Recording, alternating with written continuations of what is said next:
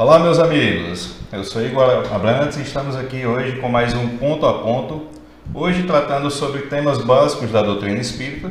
Ao meu lado, nosso amigo Everton e a nossa amiga Alba, que vão tratar hoje conosco sobre o tema, basicamente, educação espírita, né, pessoal? E aí, são dois trabalhadores assíduos da ACESESC, e aí eu peço primeiramente que vocês tratem para a gente o que seria a ACESESC, qual a finalidade dela, na verdade, para que a gente comece o nosso bate-papo de hoje.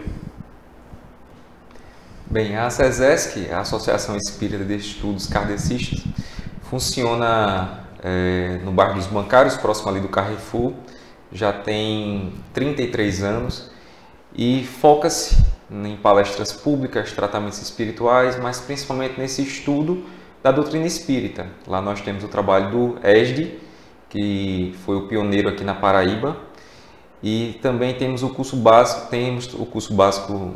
de Espiritismo e o GPEC. E o GPEC seria exatamente o que, Everton? O GPEC é um grupo de estudo, dos trabalhadores da casa, e nós estudamos a cada ano um dos livros da coleção de André Luiz. Atualmente nós estamos estudando os Mensageiros, então nós temos encontros quinzenais, onde cada integrante, em uma escala, apresenta um capítulo do livro e traz discussões acerca dos pontos básicos desse capítulo, baseado nos livros da doutrina. E o que é preciso, o pessoal de casa que está vendo a gente agora, que se interessa pelo tema, o que é preciso para se inscrever na ACESESC? Para o GPEC em específico, para que você possa ser participante, você tem que ter já feito o curso do ESD 1, porque as discussões são bem mais densas do que alguém chegar que nunca tenha estudado. São termos que são próprios da doutrina, se você não tem estudo nenhum, você não consegue. Esse é o específico do GPEC. O ESD é apenas a boa vontade de querer estudar, Antes do ESD, nós temos um curso básico, que ele acontece todo ano, nos meses de agosto e setembro, que nós estamos nesse decorrer, onde eu e Everton estamos à frente da coordenação. E é um curso que acontece em 8 semanas, onde são escolhidos temas, não temas polêmicos, mas temas introdutórios da doutrina espírita, porque muitas dessas pessoas, na verdade, grande parte, nunca foi nem a um centro espírita. Então, nós iniciamos bem da história mesmo, da doutrina, e vamos trazendo todas as leis de uma forma não aprofundada, mas uma forma que todas as pessoas possam ter um conhecimento muito bom do Evangelho e do Livro dos Espíritos. Então, acontece em 8 semanas. A cada semana nós temos 2 facilitadores. Esses facilitadores, cada aula tem duração de 2 horas, esses facilitadores são trabalhadores da casa, são ex-esdianos e esdianos que estão atualmente no 2 e no 3, que é uma forma de incentivar ao trabalho e se apropriar do conhecimento doutrinário e seguir aquilo ali. Inclusive, esses facilitadores que são esdianos, eles são ex-alunos do curso básico.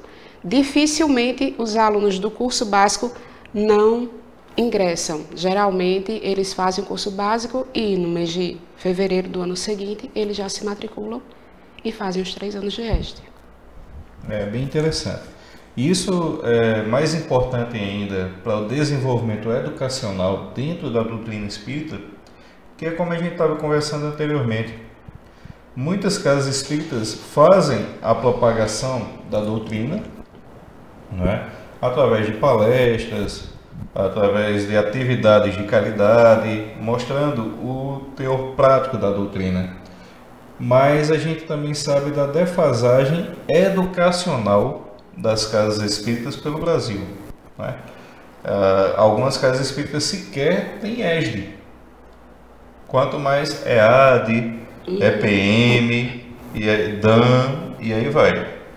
Então, para quem está querendo instituir o estudo dentro do seu centro espírita e precisa capacitar pessoas para aquilo dali, tem como vocês darem algum suporte ou dar alguma dica para essas pessoas de como começar? Sim. no início de cada ano, nós nos reunimos e fazemos planejamento. Façamos o planejamento. O ESD, ele é seguido por um estudo sistemático, né? Existem os tomos, que são os livros específicos, e é estudo do Livro dos Espíritos, basicamente, e do Evangelho, né? Além do ESD, além do GPEC, nós temos outros estudos na casa. Na segunda-feira, do Evangelho, na terça-feira, outro estudo do Evangelho de forma mais aleatória, na segunda, mais sistematizada, e na terça, mais aleatória. Então, quem quiser, tiver interesse em abrir turmas de ESD, nos procure para que a gente possa dar as orientações, porque a estruturação do curso nós já temos.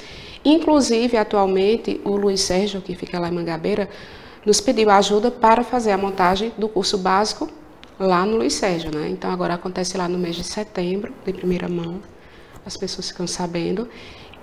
Só que lá não são 8 semanas, serão 4 semanas, mas serão os mesmos temas e os facilitadores também, 2 facilitadores a cada aula. Vale salientar que, como a doutrina nos traz também, o Espírito de Verdade disse: Espíritas, amai-vos, eis o primeiro mandamento, e Espíritas, instruí-vos, eis o segundo mandamento. Então é de fundamental importância o estudo, porque se você tem um conhecimento doutrinário, se você tem conhecimento das obras básicas, dos livros complementares, você vai conseguir enfrentar os desafios da vida de uma forma mais suave, de uma forma mais tranquila, sabendo os porquês do que acontece na nossa existência. Por isso que o estudo dele é primordial, para que nós tenhamos uma fé raciocinada e não vire apenas algo de cima para baixo. Nós devemos saber o porquê do que está sendo dito ali numa palestra, num seminário. Então não adianta você somente ir a uma palestra. É importante por demais você conhecer toda a doutrina. E eu digo mais, Everton. Além de a gente saber tratar os assuntos que a doutrina trata, a gente também saber sanar as dúvidas daqueles que chegam para nós, que não conhecem a doutrina e têm curiosidade sobre aquilo dali. Porque uma coisa é você se dizer espírita porque assiste a palestra pública no sábado. Outra coisa é você ser estudante da doutrina espírita. Porque quando as pessoas chegam para nos perguntar, muitas vezes algumas pessoas que não têm esse estudo vai ter dificuldade de sanar aquela dúvida. E aí é o desserviço que a gente está fazendo à doutrina espírita. É por isso que muitas vezes tem tanto preconceito, tantas dúvidas, tantos questionamentos a respeito do que verdadeiramente é a doutrina espírita. É por isso que muita gente confunde espiritismo com umbanda, com quimbanda, não questionando a razão de ser de qualquer credo religioso ou qualquer crédito que eles tenham. Todos eles têm. Mas que a gente precisa saber do que trata aquilo que a gente participa. Não é isso? Eu acredito que a questão educacional da doutrina é muito por aí. E aí, a primeira pergunta que eu sempre recebi dos meus amigos não espíritas: a doutrina espírita acredita em Deus? Claro, né? É o Inteligência Suprema, Criador do Universo. É Ele que nos guia. Eu gosto muito de dar essa resposta observando as obras da natureza. Você conhece o arquiteto, você conhece Oscar Niemeyer pelas obras que ele faz, por exemplo. Então a gente conhece Deus pelas obras que ele faz. Nenhum ser humano, nenhum ser vivente conseguiria repetir uma belíssima paisagem do sol se pondo. Então a gente conhece Deus pelas suas infinitas obras. E Deus está presente em tudo, em todos. Ele é o alicerce das nossas vidas. Deus está presente em cada um de nós. Então não há como negar a existência de Deus. Ele está dentro da nossa própria consciência. Exatamente, concordo plenamente com vocês. E o Livro dos Espíritos mesmo, ele coloca, quando Kardec pergunta, onde está Deus? Né? E aí ele diz, na consciência de cada um, segundo os seus atos. E aí a próxima pergunta é um questionamento interessante, porque quando as pessoas entendem que a doutrina espírita é uma doutrina reencarnacionista, a primeira pergunta é: qual a finalidade da encarnação? E aí a gente coloca a evolução. E aí a segunda pergunta é sempre: quantas encarnações vão ser necessárias para eu evoluir? Não existe um número fechado. A vida não é uma conta matemática, não existe uma fórmula que você vai atingir a sua perfeição em tantas encarnações, em X encarnações. Sabemos que é um número infinito de encarnações. A evolução ela é constante, infinita. Então eu não posso dizer que irei evoluir de um dia para a noite. Vai depender de cada pessoa, de cada indivíduo, de cada espírito. Eu vou evoluir de acordo com os meus méritos. Eu vou precisar de quantas encarnações forem necessárias para eu chegar naquele patamar angelical.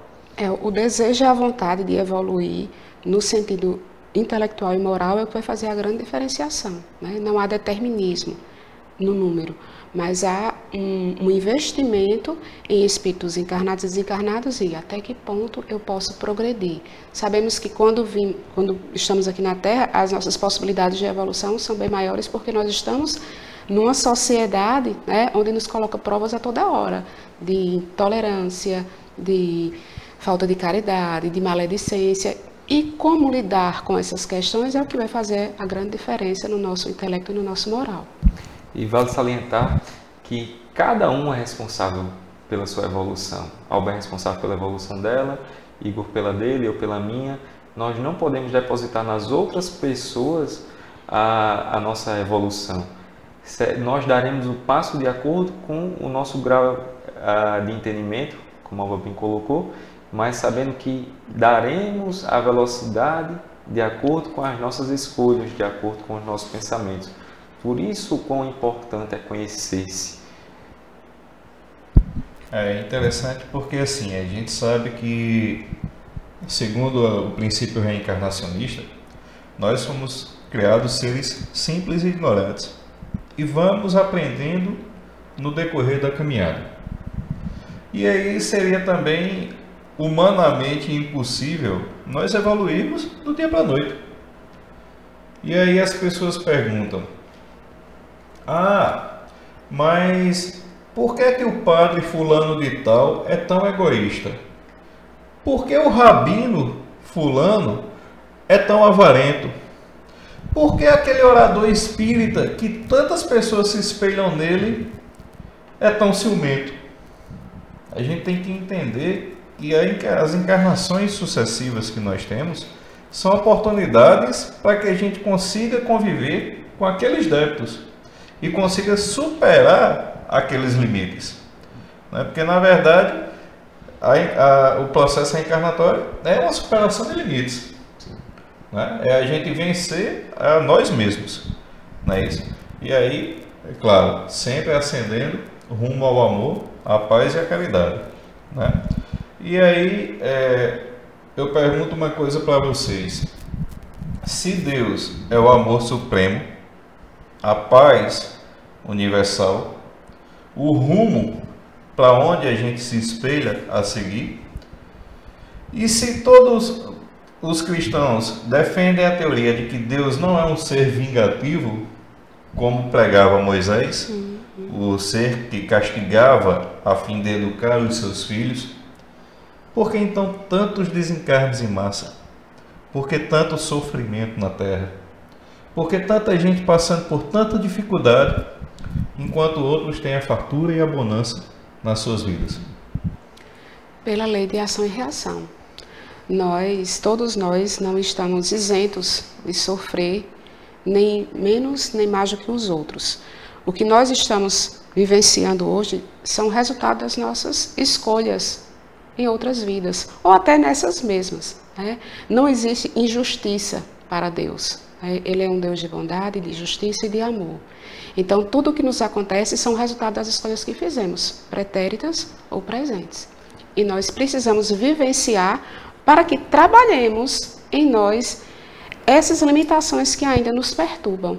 Somos seres de limitações, mas somos seres de muitas possibilidades. E nada nos impede, a partir do momento que a gente visualiza, se conscientiza desse processo de limitação, que nós não enxerguemos que nós temos uma mola propulsora dentro de nós e a possibilidade de um melhoramento. E esses flagelos destruidores, essas catástrofes que existem, servem muito para que possamos aprender a sermos mais caridosos, a sermos mais humanos, porque quando existe um tsunami que devora uma cidade, por exemplo, como aconteceu nos Estados Unidos nos últimos anos, a gente percebe que as pessoas se juntam para auxiliar os irmãos que ali estão necessitados. A sensibilidade une as pessoas em momentos de catástrofes também. Então, quando uma catástrofe acontece, a gente percebe o desespero, mas também a sensibilidade do ser humano naquele momento. E também faz com que o homem evolua por demais. A gente não pode esquecer disso, porque eu estava vendo uma reportagem um dia desse, os japoneses sofrendo também com esses tsunamis, esses terremotos, eles tendem a desenvolver uma ciência para combater. Os prédios têm uma tecnologia diferente para aguentar os terremotos, são construídas novos arrecifes de concretos para que as tsunamis não devorem as cidades. Então a tecnologia vem para auxiliar a humanidade. O homem é forçado a evoluir. Para combater-se a fome, o homem tem que treinar a sua caridade. Ele tem que treinar uma forma de melhorar a agricultura, melhorar a distribuição de renda. Para combater as doenças que nos assolam, as pessoas precisam ser vacinadas. Então a gente combate essas chagas da humanidade através do conhecimento. Mas o homem precisa esforçar-se para descobrir as curas de muitos desses males. Então, de acordo com o que vocês explanaram para a gente só vai reforçar um pouquinho aquela máxima espírita, que me falta o nome do autor agora, mas que ele diz: a gente só tem dois caminhos a evoluir, ou pelo amor, ou pela dor. E aí, pelo que você está colocando, Everton, a dor, ela nos ensina o desenvolvimento intelectual e moral, que a gente se adapta àquela situação e como eu posso dizer? E aí a gente vai aprender a confortar a dor daquele que sofreu um pouco mais daquele dali que está ao nosso lado, não é isso? Sim. E passando um pouquinho mais para frente, já que hoje a pauta é as questões básicas da doutrina espírita, nada mais básico do que comunicação espírita, né? E aí as pessoas perguntam: e a comunicação espírita só acontece no centro espírita? Não, ela acontece em outros locais também, né?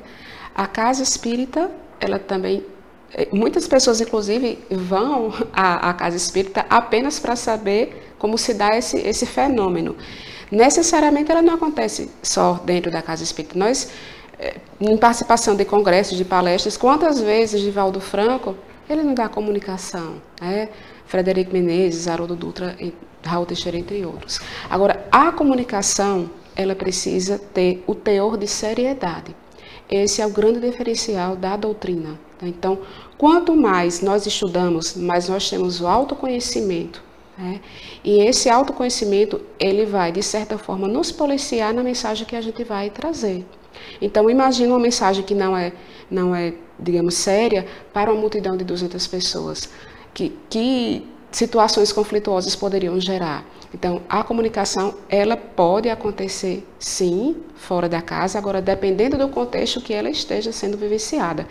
Eu não vou dizer certo ou errado, mas não é interessante que haja comunicações fora da casa espírita de forma aleatória. Até porque nem todo mundo está preparado para escutar. A comunicação existe desde que os espíritos existem. Desde que os encarnados estão aqui, os irmãos desencarnados se comunicam conosco. Então, desde a época de Moisés, quando ele disse para estou falando com meu pai, ele já estava se comunicando, ele não estava conseguindo entender muito a figura de Deus, digamos assim. Então ele estava ali visualizando um irmão nosso que estava desencarnado, passando a mensagem para ele. Mas a comunicação, ela existe em todos os lugares do mundo. Lembremos que muitas das religiões sequer acreditam em Jesus, mas elas se comunicam também com os espíritos. Os nossos irmãos cristãos têm as suas comunicações. Então, algumas denominações religiosas, elas pregam essa comunicabilidade mesmo sem utilizar esse nome. Elas dizem escutar, de certa maneira, algum ser mais elevado, algum irmão mais elevado e trazendo uma mensagem. Dizem comunicar-se com outro tipo de espírito, mas sem saber que isso se dá através da comunicação, mas executando o ato de se comunicar. Então, já que a gente está tratando de comunicação espírita, como é que eu posso saber se eu sou médium ou não? Enfim, o que é a mediunidade? É essa capacidade de você ter a sensibilidade de sentir energia, né? Essa sensibilidade que você tem no dia a dia. Como saber se você é médium? Na verdade, segundo Kardec, todos nós somos médiuns. Uns mais em potencial e outros não. E o que vai diferenciar muito a nossa qualidade mediúnica é justamente o estudo. Quanto mais a gente estuda, mais a gente se educa.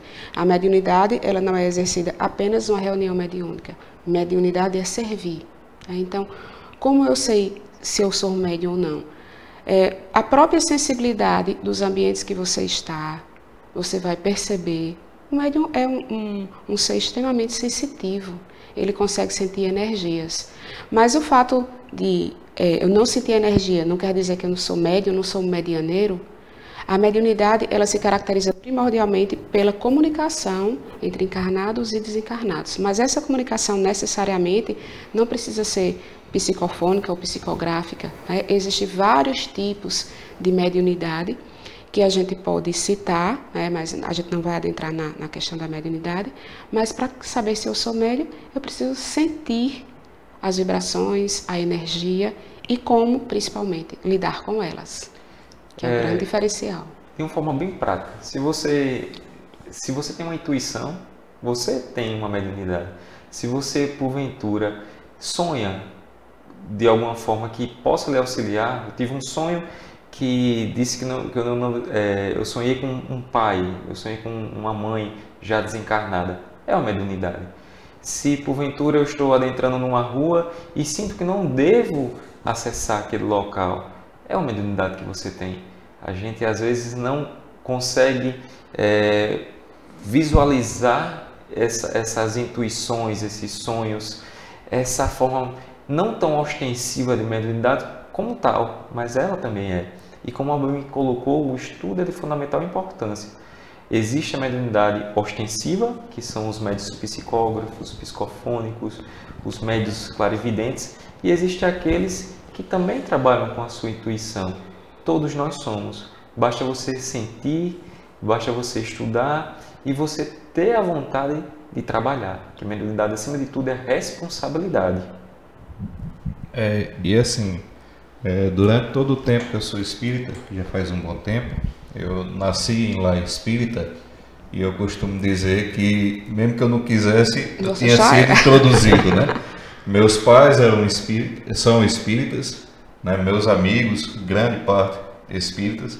Então, assim, por mais que a vida quisesse ter desviado, mas de qualquer forma eu teria conhecido aquilo dali. E desde que eu me entendo em relação a isso, no início eu via muito mais fenômeno, as pessoas buscarem a casa por uma intervenção mediúnica, por estarem mediunizadas, ou por terem tido uma incorporação de uma forma irresponsável, ou por ter visto uma coisa que ninguém via, ou por ter escutado que ninguém falava, né? Antigamente a gente via muito mais isso daí. Hoje ainda acontece, mas podemos dizer que hoje as pessoas buscam a casa espírita muito mais pela sua filosofia e pelo seu aspecto doutrinário, né? No meu ponto de vista, isso é uma evolução muito grande, né? Porque a gente não chama mais a atenção unicamente pelo fenômeno. Isso. O fenômeno pelo fenômeno. Sim. Há aquelas pessoas que buscam a casa espírita unicamente pelo fenômeno. Mas graças a Deus, a educação mediúnica que se acontece nas casas espíritas tem tratado isso daí de uma forma bem sensível, né? De uma forma de educar o médium para saber como agir naquele momento, para saber que tipo de mensagem deve ser passado, para saber a intervenção que ele pode ter naquilo dali, para saber o que fazer, de certa forma, né? Mas um dos aspectos que tem agitado a população brasileira nos últimos dias é a tentativa de legalização do aborto no início da gestação. E aí muita gente tem ideias contrárias, muitas pessoas defendem a prática do aborto. E aí eu pergunto, qual é a visão espírita quanto à prática abortiva? De acordo com o Livro dos Espíritos, na questão 359, Kardec, os Espíritos, em diálogo com Kardec, deixa muito claro que se existe vida, né, é inadmissível. Somente se e só, e quando necessário, a prática do aborto, quando a mãe corre risco de vida, mas que para isso sejam esclarecidos e argumentados todos esses pontos. A doutrina em si, ela é contra o aborto. Em casos específicos, quando a mãe está em risco de vida e comprovado pela ciência médica, se é permitido. Mas o aborto pelo aborto, né, a doutrina é contra. A doutrina, ela é pró-vida. Então, nós devemos abraçar a bandeira da vida sem cessar. O que vale salientar é que existem diversos meios contraceptivos. Então, nós temos a faculdade, nós temos a possibilidade de evitar uma gravidez. Existem pílulas, existem preservativos. Então, o ser pensante, nós, podemos evitar uma gravidez. Como Chico bem disse, graças a Deus a minha mãezinha, passando por toda a dificuldade, aceitou me trazer ao mundo e sou muito grato a ela. Então nós somos gratos por estarmos aqui hoje, conversando nesse momento. Então todos que geram a vida, a mãe que gera uma vida, o pai também tem essa responsabilidade de defendê-la. Se a pessoa não quer engravidar, ela pense antes de cometer um ato que tem consequências muito profundas para o ser. Nós devemos sempre pensar no que vem depois, não somente naquele ato de arrancar uma vida. Alguns estudos dizem que quando o feto está prestes a ser abortado, o feto ou qualquer a forma que seja, ele arranca-se, ele tenta ficar dentro da barriga da mãe. Então, nós devemos pensar ali como um irmão nosso que está prestes a retornar à vida, retornar à carne, com uma nova oportunidade. Nós não somos detentores daquela vida, nós não somos os senhores daquela vida. Então, nós devemos dizer sempre sim, independente de como ela venha, porque existe toda uma forma de evitar essa gravidez, de certa forma indesejável. As pessoas se preocupam muito com a questão do abortivo como uma resposta imediata a muitos atos inconsequentes, quando na verdade é uma questão de educação. Eduque-se, né? O conhecimento e todos os métodos eles estão ao alcance, eu não vou dizer de todos, mas de grande parte da população. Há pessoas em comunidades que nem sequer sabem o acesso a isso. Mas a educação a longo prazo, acredito eu, de uma forma assim muito esperançosa, que com o passar do tempo essa questão abortiva ela seja substituída pela educação sexual. Aí sim nós teremos realmente a preservação à vida. É interessante e nesse meio existem as campanhas prós e as campanhas contrárias, né? E as mídias sociais hoje em dia, elas são um formador de opinião muito forte, né? E aí a gente vê nas últimas semanas o debate a respeito desse tema nas mídias e algumas coisas que se levantaram, né? Por exemplo, o país evoluiu bastante na educação infantil a ponto de aprovar a lei da palmada, aquela lei onde a mãe vai ser impedida de agredir fisicamente o filho em prol da sua educação, mas retroage onde a mãe tem o direito de matar aquela criança. O Brasil, ele progrediu na lei de proteção à procriação animal, defendendo os ovos de tartaruga marinha, mas dá o direito de abortar, né? E isso daí vem gerando uma polêmica muito grande e consequentemente, uma reação violenta contra as pessoas, as mulheres principalmente, que optam pelo aborto, né? Eu sou totalmente contra o aborto em qualquer circunstância, à exceção de que a mãe esteja em risco de vida, como a gente falou anteriormente. Mas a gente tem que compreender que, como já dizia Jesus, não é porque uma pessoa errou que a gente vai escantear e julgar aquela pessoa. Exatamente. Então, o que é que a gente pode fazer por aquelas mães que muitas vezes, num momento de desespero, no momento de se ver sozinha, julgada por um instante impensado, abandonado pela família, abandonado pelos amigos, abandonado pelo pai da criança, se viu sem opção e resolveu abortar. E nós, o que é que a gente pode fazer por essa mulher? Acolher, orientar, para que ela não venha a cometer a mesma falha. Mas nós não estamos aqui para julgar, nós estamos aqui para amar e compreender. E se fosse eu, né, a empatia, e se fosse comigo, e se fosse com uma filha minha? A gente tem que tomar essa postura de se colocar no lugar do outro, só no pensamento mesmo, porque só o outro sabe o que ele vivencia, para sentir minimamente todas as dores que ela está sentindo. Eu não acredito que uma mãe sem consciência entre para uma sala abortiva ou faça um procedimento rindo, alegre. A cabeça está num turbilhão de conflitos. E através de todas as informações que hoje se tem, ela sabe que há, inclusive, o risco da vida dela, além da criança. Eu acho interessante, Igor, quando você fala da importância da figura paterna. Não existe somente a mulher que vai gerar o filho, o homem também gera o filho. Ele tem extrema responsabilidade nessa gravidez. Ele aborta também, indiretamente. Exatamente. Indiretamente não, diretamente, porque ele é agente ativo, muitas vezes, da mulher abortiva.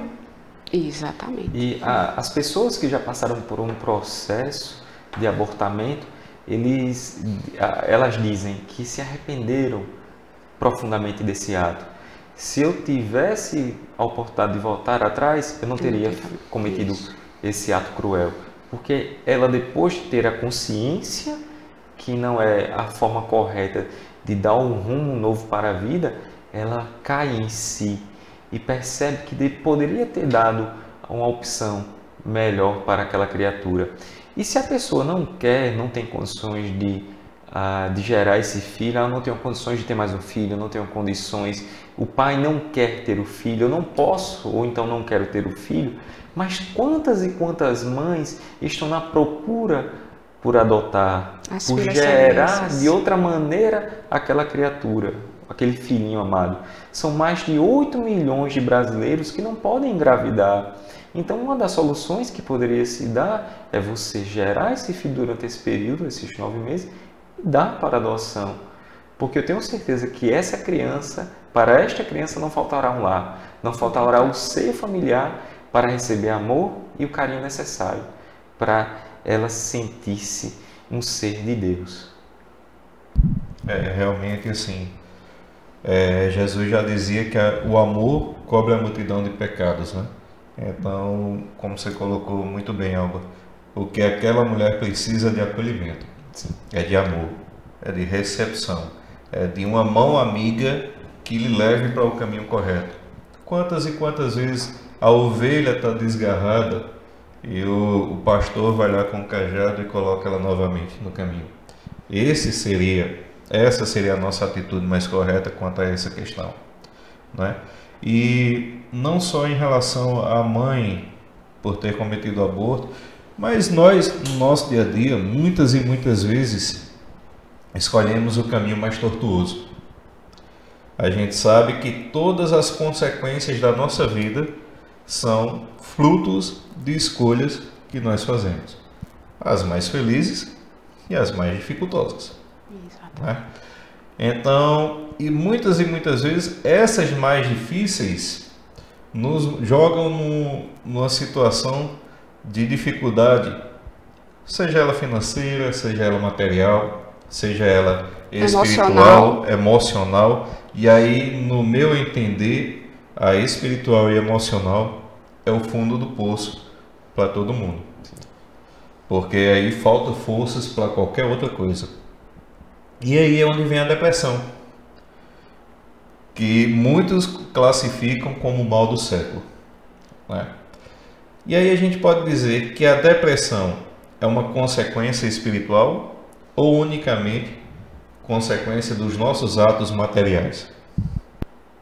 É um tema bem polêmico, né? A depressão, ela é a tristeza que invade o nosso coração, é a angústia, é a falta de ver um colorido na vida. E tem rebatimentos tanto materiais, né, quanto espirituais. Porque à medida que a gente entende que um processo depressivo passa por sentimentos tão devassos, né, na vida, tem uma consequência espiritual, sim. À medida que a vibração baixa, esse ser que está no processo depressivo não vai ter só sequelas do ponto material, como a baixa de vários hormônios, até chegar ao ponto mesmo de ter ideias suicidas, né? Que é crescente, é muito crescente esse número, cada vez mais, e de jovens. Nós tivemos aqui em João Pessoa, no primeiro semestre, nós tivemos uma semana que nós tivemos 3 suicídios de pessoas entre 18 e 30 anos de idade. E isso é muito sério. E ao visitar as redes sociais dessas pessoas, ficava muito nítido, né, a falta de vida que elas sentiam. Então, até que ponto a gente pode, né, fazer com que isso também não aconteça? Mas a depressão tem também suas consequências espirituais, até porque nós somos seres espirituais. Não havia como ser diferente. Mas dentro desse processo náufrago, nós também temos a espiritualidade que nos ajuda a sair da depressão. Porque se focaliza muito estar com depressão, mas vamos focalizar em como sair dessa depressão. Do ponto de vista material, pela medicina, mas do ponto de vista espiritual também, pelos ensinamentos cristãos de qualquer religião. Contanto que vocês consigam sair deste poço. A gente tem que lembrar sempre que somos seres milenares. Então, se nós trazemos uma carga das nossas vidas passadas que se refletem no nosso perispírito, no nosso corpo psicossomático, nós devemos lembrar que tudo o que acontece pode ter uma carga também, pode ter e deve ter uma carga passada. Às vezes a criança não teve, nunca, os pais não fumavam, os avós também não, aqueles parentes mais próximos, mas a criança desenvolveu um problema no pulmão. E quando se estuda, percebe que ela, em outra existência, foi uma pessoa que fumou bastante, digamos assim, usando esse exemplo. Então, a depressão ela pode ter consequências passadas, sim. Mas o mais importante é a gente, hoje, lutar para sair desse turbilhão de emoções que leva à depressão.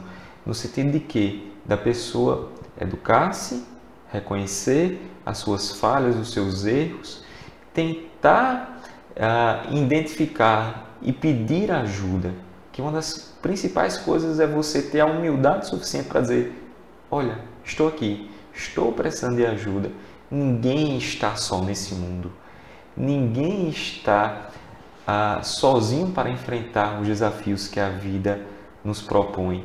Então, quando o problema bater a porta, seja depressão, seja qualquer outro tipo de doença, que ela procure o apoio médico, mas também que ela procure o apoio emocional através dos amigos, espiritual que seja, mas sempre por todas as vertentes buscando sair desse buraco em si. Mas o mais importante é ela querer, ela buscar isso, ela diga, olha, eu quero sair desse quadro. Porque por qualquer doença que nós tenhamos, se a gente não tem a vontade de melhorar, a gente não vai conseguir. Se eu tenho um problema de coluna, se eu não faço a fisioterapia, se eu não procuro os meios necessários para curar essa minha dor na coluna, eu não vou conseguir melhorar. Então eu preciso buscar todas as terapêuticas necessárias para que eu possa sair desse quadro, esse quadro doentio que eu me encontro. Eu visualizo assim como dois caminhos. Geralmente a depressão ela é ocasionada por erros, por culpas que o ser, por conflitos e frustrações no dia a dia, conflitos inclusive até espirituais. E existe o caminho, vamos subentender o erro, você se identificou com o erro, mas o que é que eu faço com esse erro? Aí eu vou ter dois caminhos, eu tenho o erro, eu tenho a consciência do meu erro, eu tenho o arrependimento e a retomada. Ou então eu tenho o erro, a consciência, o desespero e a depressão. Então são caminhos onde há um abismo, e é justamente essa necessidade da gente se apoiar na questão dos familiares, dos amigos, na questão espiritual também, que vai convergir para que a gente consiga fazer a retomada, saber que nós somos seres errantes, nós somos seres limitados, mas nós somos seres em potencial, que é o primordial. Como profissional de saúde que sou, então eu vou só fortalecer um pouquinho do que os dois já falaram. A depressão ela precisa ser tratada materialmente e espiritualmente. Muitos pacientes me procuram dizendo: mas eu já tomo antidepressivo há tanto tempo. Eu já tomo tal medicamento, Daforin, uma fluoxetina, uma sertralina, há 2 anos. Tá, você procurou ajuda de um psicólogo? Você procurou apoio familiar? Você procurou fazer uma atividade extra que lhe tire daquele ciclo? Você procurou vivenciar um pouquinho mais do amor, da compaixão? Você procurou fazer algo em prol da caridade? Você procurou vivenciar alguém que tivesse uma dor maior do que a sua? Isso é bem legal, né, Alba? Quando você consegue, você acha que todos os problemas do mundo estão caindo sobre os seus ombros. Mas quando você vai a um hospital, Napoleão Laureano, por exemplo, você consegue visualizar que aquele irmão está num processo de sofrimento muito maior do que o seu. E o seu problema é uma gota de água no oceano em relação àquele. E quantos não sofrem mais do que a gente? Sobre o que Igor falou, existem alguns centros, até aqui em João Pessoa, que já estão oferecendo tratamentos espirituais específicos para a depressão. A ESCA, que é um dos centros também que eu trabalho, ela propicia às pessoas um tratamento específico para a depressão. Então eu convido a qualquer pessoa que esteja nesse processo de depressão que busque algum centro, que busque aqui a federação, para que se sinta acolhida, mas também que busque um médico, um psicólogo, o tratamento físico do nosso corpo. Na verdade a gente sabe que é um tratamento multidisciplinar, né? Onde a gente precisa ir de várias facetas, e eu não diria só da depressão não, diria de várias doenças, várias patologias que acometem aí a sociedade, que a gente precisa de várias coisas para poder sair daquele fundo do poço, né? Mas aí é uma coisa que, voltando para a educação espírita, para o conhecimento, uma coisa que as pessoas sempre me perguntavam também, e aí eu lembro dos colegas de colégio me perguntando isso: já que vocês acreditam na vida após a morte, já que a doutrina espírita defende a vida após a morte, o que é que acontece com o espírito depois que o corpo morre? Depende do estado que ele se encontra aqui. Pode falar. Justamente, vai depender do seu grau educativo. Quanto mais nós formos apegados à matéria, mais difícil a gente vai conseguir se desvencilhar desse mundo material que nós nos encontramos. A gente tem que lembrar sempre que estamos aqui de passagem. Aqui é um momento da nossa existência, mas a verdadeira vida é a vida espiritual.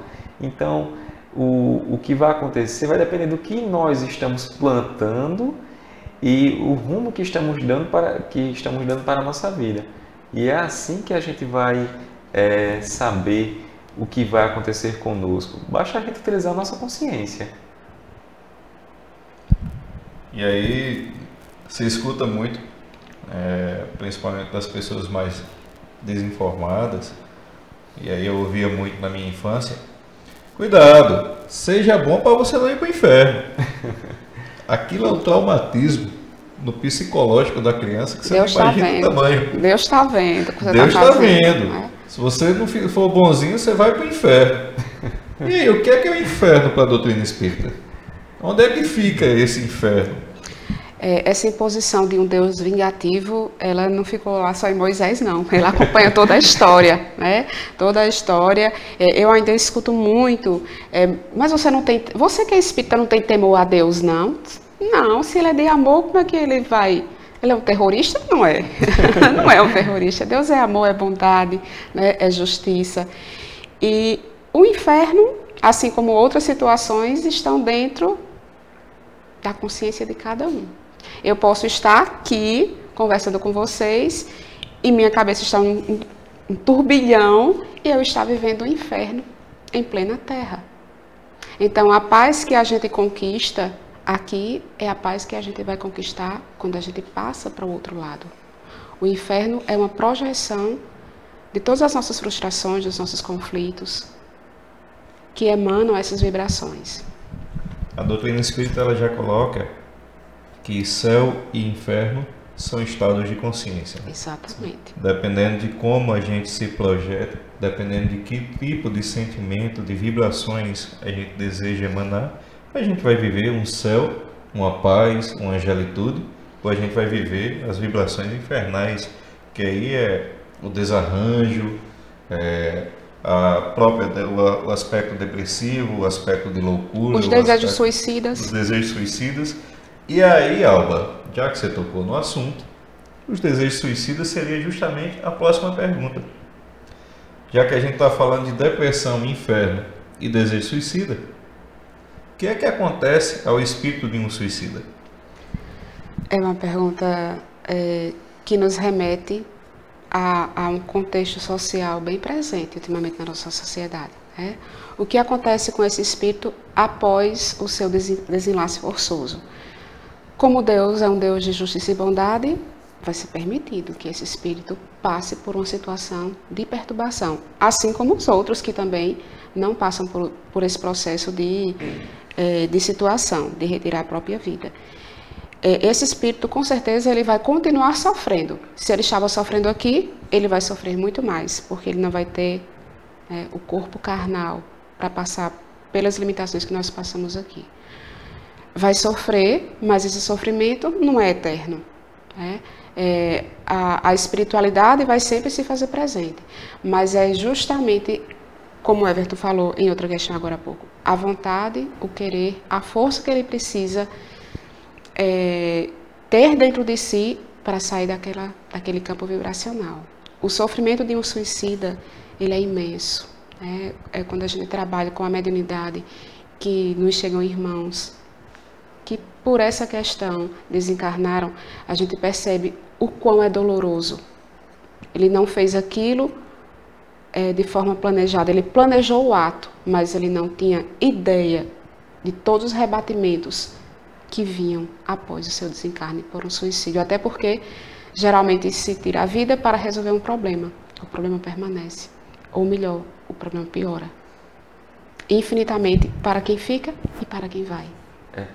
O suicídio, muita gente acha que o suicídio é uma forma de você burlar a realidade. Uma fuga, né? É uma fuga. Na verdade, o suicídio é uma fuga, propriamente dita, daquilo que você está vivendo. Mas como você bem colocou, Alba, o suicídio é uma continuação das dores, dos sofrimentos que você está passando naquele momento. Como eu disse anteriormente, todo sofrimento ele tem um porquê e ele vai ter um fim. Deus, na sua infinita bondade e justiça, Ele não quer que nós continuemos a sofrer diuturnamente. Como diz Chico, tudo passa. Tudo passa, né? Então a gente tem que ter a consciência necessária de que essa dor, essa angústia, essa doença que nós estamos passando, ela vai cessar, ela vai acabar. Muito se pergunta, mas até aquela pessoa que no momento do desespero a gente tirou a vida, a gente tem que saber que cada um será cobrado com aquilo que a consciência que vai ter daquilo. Então a gente não pode cobrar de Igor algo que ele ainda não possua. Então os irmãos que cometem esse ato, eles sabem que a vida é o seu maior bem, mas eles estão desesperados para cessar aquela vida, para acabar com a vida dele. O que é mais importante é ele dar esse sim novamente para a vida. Se a gente está falando aqui de aborto, se a gente falou de depressão, se a gente está falando desse sim à vida, a gente também precisa dar esse sim a esses irmãos que estão passando por esses atos de desespero. E é engraçado que a gente nunca acha que pode acontecer com o nosso irmão do lado e até com nós mesmos. Mas o suicida, ele já vem uma vez ou outra dizendo que a vida não é relevante. Ele sinaliza. Ele já vai sinalizando, ele já vai dando sinais amarelos antes de dar o sinal vermelho para a sua existência. Então, cabe a nós, enquanto irmãos que somos uns dos outros, acordarmos também, para que quando o irmão precise de uma ajuda, nós estejamos ali do lado. Porque os casos que conheço de suicidas, a gente achava que nunca a pessoa iria cometer tal ato. Então, toda vez que uma pessoa chega para você e pede uma ajuda, por menor que seja, você sempre abre o olho. Não que cada pedido de ajuda vai se tornar no suicídio, mas que você possa abrir o seu coração para recepcionar essas pessoas, nunca julgando, mas sempre com muito amor para dar. E uma questão que é bem plausível e interessante de ser colocada é o suicídio indireto, né? Que aí a gente vê diuturnamente as pessoas cometerem, né? Como você colocou, vai de acordo com o conhecimento de cada um. Mas o que é o suicídio indireto? É aquela prática que a gente sabe que vai abreviar a nossa vida e ainda assim a gente continua a praticar. Um tabagista, usuário de drogas ilícitas, uma pessoa que sai guiando o seu carro em alta velocidade por uma via que não tem condições. Essa pessoa, ela responde como suicida ao chegar ao mundo espiritual por uma atitude irresponsável, da mesma forma que aquela que pegou um revólver, deu um tiro na cabeça, pegou uma corda e enforcou-se. É a mesma situação? Quem já leu o livro Nosso Lar vai lembrar da história de André Luiz. Quem não teve a oportunidade ainda de ler, mas que já assistiu o filme, vai lembrar também de que quando ele chega no umbral, os espíritos ficam gritando suicida, suicida. E ele se questiona, por que suicida, se eu não tirei a minha própria vida? É um dos maiores questionamentos indignantes dele, inclusive, né? Então, essas pessoas, Igor, que cometem esses atos sem ter a consciência de um suicídio involuntário, eles também serão cobrados. Porque o maior bem que nós temos é a vida, é o que estamos batendo aqui também. Estamos tentando conversar dessa maneira de dar o sim para a vida, pró-vida. Mas tudo devemos valorizar, tudo devemos fazer com que tudo seja providencial para mantermos essa vida na sua plenitude. Porque se eu tenho um corpo são, para que eu vou tentar aos poucos acabar com ele? Se eu sei que o cigarro faz mal, se eu sei que a bebida em excesso faz mal, Por que eu tenho em encharcar o meu corpo, em acabar com os meus pulmões, com cigarro, com álcool, que seja? É interessante essa questão da direção, você dirigir de uma forma louca, e a gente vê também os atos. O carro é uma arma. Quando você pega o seu carro em plena João Pessoa e anda 120 com uma velocidade excessiva e você bate e tira a vida de uma pessoa, você está utilizando aquele carro com arma. A gente tem que ter consciência de que essas formas indiretas também são formas de você acabar com a vida. E esse caminho que se percorre do suicídio indireto também será cobrado, né? Principalmente quando você tem a consciência. Eu acredito que os fumantes, eles sabem que o cigarro faz mal, mas por um vício, por uma vontade maior ou não de parar, eles permanecem. Então, eles vão responder por isso? Com certeza, até porque o conhecimento foi dado, a informação chegou. É engraçado que eu tenho um colega que ele fala, ele fuma mais de 2 carteiras de cigarro por dia. E ele diz, não, mas o meu pulmão ele é limpo. Quando eu faço os meus exames anualmente, não tem uma mancha sequer. Mas, quando ele vem em outra existência, será que não será cobrado esse uso exacerbado do tabaco? Então, a gente não pensa na consequência futura. A gente só está pensando naquela consequência diária ali. Se eu não tenho um problema, então não vai me fazer mal. Se eu bebo quase todos os dias, se eu ingiro bebida alcoólica de uma maneira que eu não consiga responder pelos meus atos, isso é uma forma da gente ir acabando aos poucos com as minhas células. Você da área de saúde sabe até melhor do que eu, que a gente vai matando as nossas células. Mata o fígado aos poucos. Por um prazer momentâneo. A gente não pensa nessa felicidade futura. E aí a gente também não pensa no princípio de conservação, né? Onde é que fica a lei de conservação disso tudo, né? Bem, seguindo um pouquinho mais em relação à nossa pauta, aí eu vou colocar então 2 perguntas numa só, né? Eu vou lhe perguntar, existem outros mundos habitados além da Terra? Se existem, são espíritos? São formas humanoides? E o que é que se faz ao chegar ao mundo espiritual? Como é que os espíritos vivem? O que é que eles fazem? Qual a finalidade? O que é que eles comem? O que é que eles comem? Como vivem? Jesus já disse, há muitas moradas na casa de meu Pai. Então, é a gente se achar demais, pensar que Deus, a inteligência suprema, só fez a Terra e só existe nós, humanos, habitando todo o universo. E Júpiter, e Plutão, e tantas outras galáxias foram criadas só para que pudéssemos olhar? Então, esses planetas que estão tanto ao nosso redor, que conseguimos enxergar através dos telescópios, a gente também, eles também são habitados. Então, a gente não pode achar que apenas a vida humanoide vai estar habitando esses planetas. Eu estava vendo uma reportagem que a NASA já conseguiu chegar em Marte, o robozinho não viu nenhum ET por lá, mas encontrou água, encontrou uma forma de que um dia... Encontrou vida, né?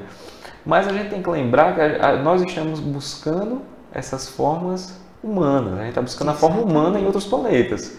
A gente ou então buscando o ET do filme, os homens de preto, os extraterrestres que tem nos homens de preto. Não, a gente tem os discos voadores a nos aterrorizar. A gente tem que entender que são formas diferentes que iremos encontrar. Então, os nossos olhos humanos não conseguem enxergar aquela matéria. Do mundo mais primitivo, não é, Everton? Até o mundo mais evoluído. Sim. Vida há em todos os planetas, né? Como eles vivem e o que comem é mais difícil da gente saber, né? A gente só sabe o nosso, mas onde existe vida, obviamente existe uma sequência, inclusive da lei de conservação. Como você estava colocando, né, Everton? Seria muito egoísmo a gente imaginar que tudo teria sido feito unicamente para nós. E aí a questão do antropomorfismo, né? A gente tem a mania de querer que tudo tenha forma humana, né? Quando a gente pensa em Deus, a gente pensa num ser com características humanas. Exatamente. Aquele que pensa em Deus como um homem, um senhor já de idade, com a barba branca, segurando o seu cajado, mandando cansado, em tudo, né? cansado, mais de 2000 anos, só da vinda de Jesus, imagino que já passou para trás, né?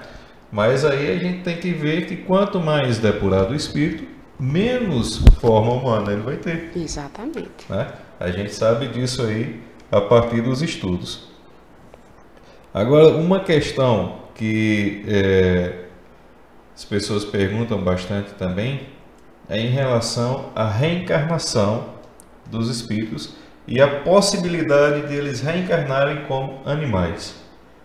Se a gente sabe que há um princípio evolutivo do mineral, vegetal, animal, hominal, a gente tem como reencarnar como animal? Nós não regredimos, nós só evoluímos, né? Imagina a Alba estar aqui hoje e na próxima a Alba ser uma gata. Não faria sentido, não faz sentido, né, para a lei divina. O nosso progresso ele vai ser sempre para frente, e não para trás. Nós saímos do mundo primitivo até chegar ao mundo hominal. Não seria justo, não havia necessidade desse regresso do hominal para o animal. Se o nosso objetivo primordial aqui, enquanto homens, enquanto seres humanos, é a nossa evolução intelectual e moral. Os animais não têm essa preocupação. Então, seria o regresso. E involução, ela é inexistente. A gente só passa para frente, não passa para trás. Ou seja, nós somos sempre seres ascendentes, né? Exatamente. A gente nunca vai ser um ser descendente, evolutivamente falando. Exatamente. Né? Então, para fechar o nosso bate-papo de hoje, pessoal, que aí dava para a gente conversar, fazer 50 ponto a ponto com as 16 perguntas que a gente tratou, né? Apesar de ter concluído algumas, colocado em uma pergunta só. Para fechar, eu pergunto para vocês, o que é a lei de causa e efeito e qual a importância dela na vida da gente? A lei de causa e efeito eu diria que é a consequência de tudo. Porque, já diria Newton, para toda ação existe uma reação. A ciência já define isso. Então, se eu dou amor, se eu planto as coisas boas, eu irei receber também essas coisas boas. Agora, se eu não estou preocupado em dar, em plantar, em doar o que eu tenho de bom, eu também não irei receber o que eu tenho de bom. Quem planta manga não vai colher pêssego, vai colher manga. A gente tem que pensar nessa lei de causa e efeito mais ou menos nesse ponto.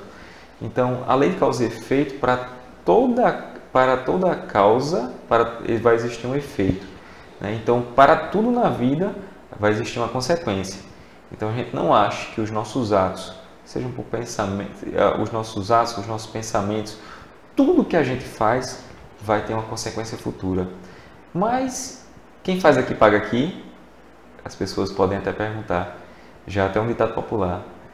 Não pode pagar até nessa existência, mas na próxima. Não só aqui, né? Paga, vai pagar. Dependendo do tamanho da dívida, ela é dividida em várias encarnações, né, em várias parcelas.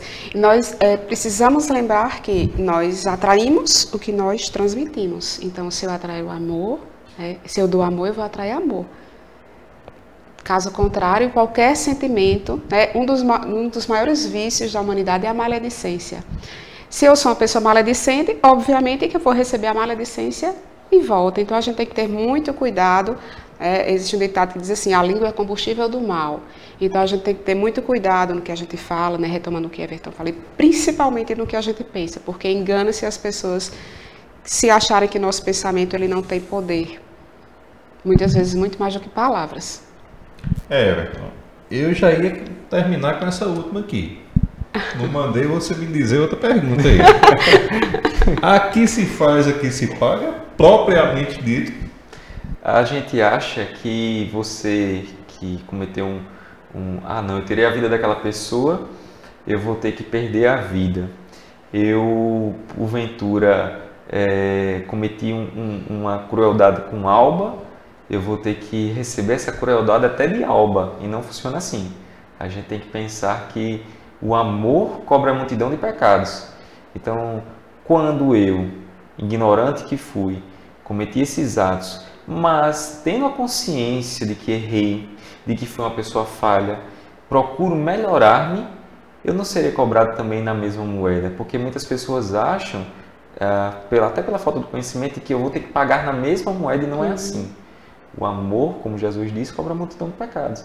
Então, a gente não vai pagar exatamente por tudo que a gente cometeu, porque também tem a nossa consciência, a gente tem uns atos que cometemos sem ter aquela consciência. Mas a vida vai nos dando lições para que veja, epa, aquilo ali está errado o que eu fiz. E cabe a nós termos o discernimento necessário para não cometer mais. Tem uma história que diz o seguinte: uma pessoa estava programada para perder um braço numa determinada encarnação, mas ela fez tanto bem durante essa existência atual que, ao invés de ela perder o braço inteiro, ela apenas perdeu o dedinho.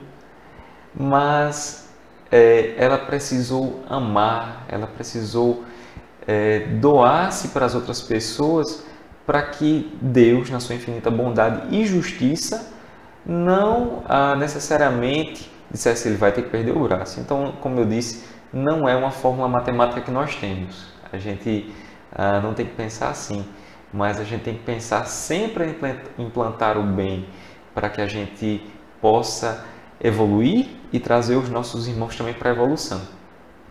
Amar e instruir-se. A grande caminho. Pessoal, eu só tenho a agradecer a vocês, Everton e Alba, pelo papo agradabilíssimo e altamente educativo e elucidativo. Estão convidados para outras oportunidades. Sintam-se em casa, certo? A casa de vocês. E aí eu só peço agora que a gente faça as considerações finais, deixando o meu abraço e o meu agradecimento profundo a vocês. Bom, o nosso tema de hoje, né, dessa educação, a educação no sentido global, ela é importantíssima. A educação acadêmica, a educação espiritual, a educação dos sentimentos. Quanto mais nós nos educamos, mais nós nos conhecemos. Quanto nós mais nos conhecemos, mais nós temos a capacidade de atenuar os nossos sofrimentos. Então, a gente deixa a mensagem que estudem. O estudo, ele eleva, ele nos traz a paz, a tranquilidade, o conhecimento e um viver bem melhor do que quando a gente não tem o conhecimento. Quanto mais conhecimento, mais nos é cobrado. Mas quanto mais conhecimento, mais nós vivemos melhor. E eu tenho certeza que todas as pessoas, a tendência é querer sempre viver melhor do que ontem, né? Do que outrora. Agradeço a você, Igor, a oportunidade e a federação de abrir essa porta para nós da SESESC, para trazermos um pouco do que nós propomos na casa, que é o estudo, que é o autoconhecimento, para que a gente possa evoluir, mas evoluir, como a Alba disse, de uma forma educada. Não adianta a gente também querer achar que, por conhecer a doutrina espírita, de uma hora para outra vou tornar-me um espírito puro, um espírito evoluído. Não, não é assim. A gente vai dando passo de acordo com o tamanho das nossas pernas. A gente não adianta querer dar um passo maior que podemos. Mas cabe a nós ligarmos essa luz dentro da gente. Precisamos sim ter o conhecimento, precisamos sim colocar em prática, que é o principal. Mas é de suma importância nos conhecermos a Deus, conhecermos o que o universo tem para nos dar. Porque a partir disso nós vamos conseguir enfrentar os desafios da vida, vamos conseguir viver melhor e, principalmente, vamos ser felizes em plenitude. E desencarnar melhor também. Pessoal, para o pessoal que está em casa, nos escutando, nos assistindo, que tem interesse em fazer parte da SESESC, qual o contato que eles têm que fazer? A quem procurar? Nós estamos nas redes sociais, tanto no Face como no Instagram. temos atividades quase todos os dias na casa. Na segunda-feira nós temos o atendimento fraterno e o estudo do Evangelho. Na terça-feira nós temos outro estudo do Evangelho que não é sistematizado, como o da segunda-feira. Na quarta-feira, às 20 horas, nós temos reunião pública. Na quinta-feira, a casa é fechada ao público, que é a reunião dos médiuns. Na sexta-feira, nós estamos com curso básico, não é isso, Everton, do Espiritismo. Começou sexta passada, quem tiver interesse pode nos procurar através das redes sociais. A inscrição é gratuita, não existe custo algum. O nosso sábado é muito animado, que nós temos as 3 turmas de ESD e depois nós temos o GPEC, que é um dos grupos, é de estudo. Mas pela manhã nós temos evangelização infantil também. Fora essas atividades da SESESC, nós temos o NESE, que é uma extensão da SESESC na comunidade do Timbó. E lá nós atendemos as gestantes, os idosos, evangelização, o projeto do Sopão, palestras, partes, enfim. É uma infinidade de trabalhos, são quase 15 trabalhos, na verdade. Nos procurem que nós teremos assim uma alegria imensa em recebê-los. Bem, mais uma vez agradeço a todos, agradeço a vocês de casa por terem nos acompanhado e aqui encerramos mais um Ponto a Ponto. Fique conosco na próxima oportunidade. Um abraço.